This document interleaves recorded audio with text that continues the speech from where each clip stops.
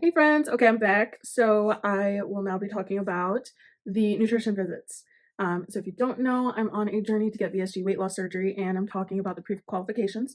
One of them was to get 3 nutritional visits, one per month for 3 months. And so this is my experience with that. So for the first nutritional visit, I had to basically get introduced to bariatric surgery, and they talked about in the first visit what the bariatric diet looks like versus a regular healthy diet. And she even showed me like a plate of food and what that would look like after I have my surgery versus what the normal healthy diet plate of food would look like.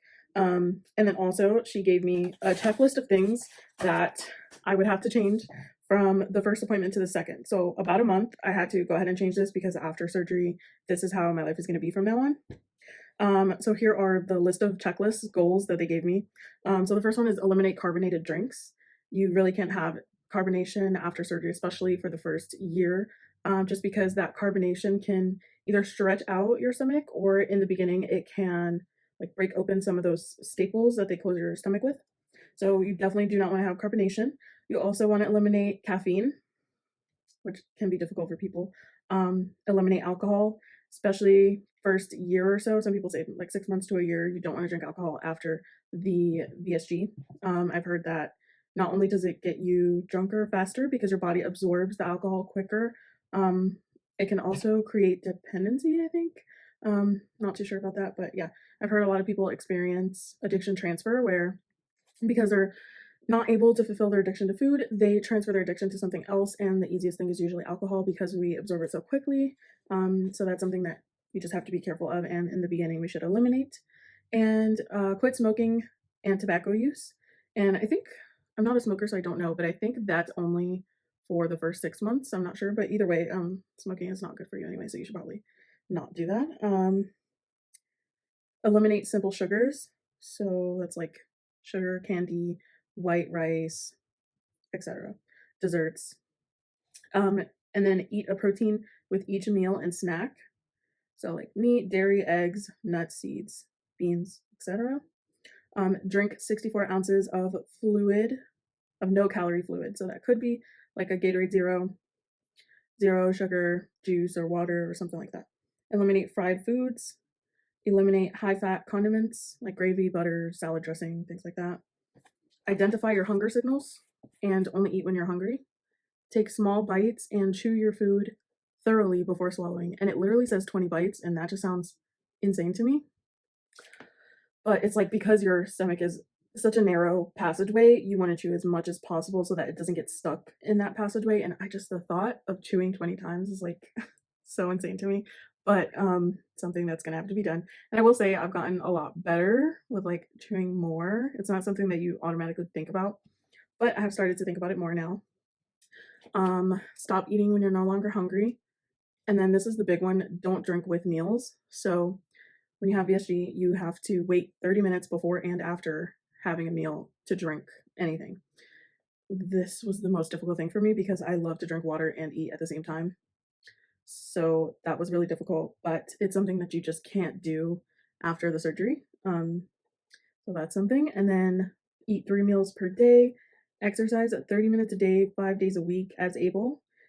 She was saying that like the healthier your heart is for the surgery, the better chances that you have. Not that the surgery has very low rates of complication anyway, but the better condition your heart is in, the better you'll be able to recover and bounce back and everything and get through the surgery. They also recommended a support group that I can join, and they provided me with the information for it. And that is it. That is my checklist. So those are the things I'm going to be implementing. And then the second nutrition appointment was basically just going over the pre-op diet, as well as prepping for surgery, going over the things that I still had to get done for the pre-qualification. Once you get all the pre-qualification things done, they send out your packet basically to the insurance to get approved. So we went over everything I had to get done still. And then there's like a list of like tips for the surgery, things like that. I don't know, just like little tips and tricks that you can do, and also just providing information such as like the vitamins. So once you get weight loss surgery, you have to take vitamins every day for the rest of your life. Multivitamins in the beginning, hair, skin, and nail vitamins, iron, magnesium, things like that. So she provided like the list of the brands and stuff. Like there's actually bariatric companies that have bariatric vitamins. So I will be getting those. Still don't have them yet, but I have to get them. But yeah, that was it. And then the last appointment, which was the most recent one, we just talked about after the surgery and all of the stages of food. So every surgeon is different, but most follow a stages format where you get out of surgery and you have, you know, your liquid stage that you go through for a certain period of time, and then you move on to like pureed foods or soft foods, and then you move on to regular foods. So for most surgeons, I think it's 4 stages, but mine is 3.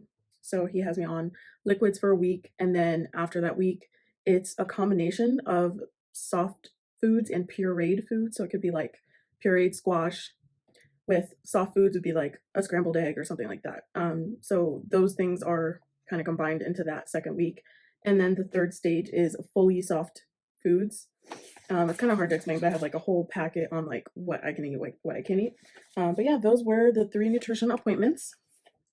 And that was my second step of the pre-qualification. So the next step is the blood work, cardiologist visit, and the chest x-ray. So I had to get all 3 of those. I had to get blood work twice, a chest x-ray, and 2 cardiologist ECGs.